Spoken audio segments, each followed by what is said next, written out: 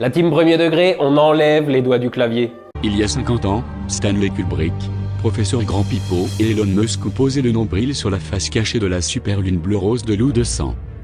Ils y ont observé des vidéos tournées en studio représentant des crop circles fossilisés dans de la poudre grise originaire de HD 40307G, preuve empirique, répétable, vérifiable, calculable, mesurable, qu'il existait autrefois des champs de maïs sur la Lune. Umberto Molinaro et Santo Grieco, restés en orbite autour de la Lune, y ont également observé des voitures électriques, preuve empirique, répétable, vérifiable, calculable, mesurable, de la présence de Nikola Tesla sur la Lune. Mais si nous sommes incapables de traverser les ceintures de Kuiper, comment Nikola Tesla a-t-il pu se rendre sur la Lune et déposer de la poudre grise originaire de HD 40307G sur les champs de maïs? Monsieur Abel Franco Garcia et Monsieur Richard Giguet vous présentent leur nouvelle gamme de produits basée sur le système du multidéphasage à 180 degrés. Ainsi protégé des ondes gravitationnelles positives du milieu intersatellitaire, il a pu effectuer ses expériences sur la Lune, à l'écart des zététiciens et autres chercheurs de vérité.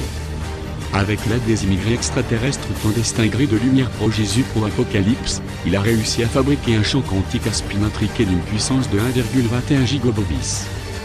D'après les plus éminents spécialistes de la physique quantique zététique, cet appareil permettrait d'aller chercher les licornes dans la 5e dimension, comme le confirme le témoignage de l'astronaute J. Hier, moi, j'ai vu Abraham Lincoln chevaucher une licorne. Il semble clair que Nikola Tesla cherche à se faire passer pour le Messie, accompagné d'une armée céleste de licornes. Il est donc selon la NASA Jésus Oméga. Or la lettre Oméga est en grec la première lettre du mot horoscope. L'horoscope de Nikola Tesla donne justement comme planète dominante Vénus, où François Hollande s'est réfugié en attendant de fonder le nouvel ordre mondial. Coïncidence? Certainement pas. Continuons.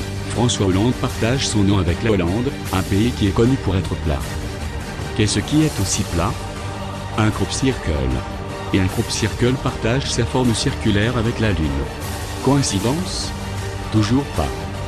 Nous pouvons donc affirmer que la Lune est plate, que la Terre est un hologramme, que la gravité n'existe pas et que Neil Armstrong est un gnou.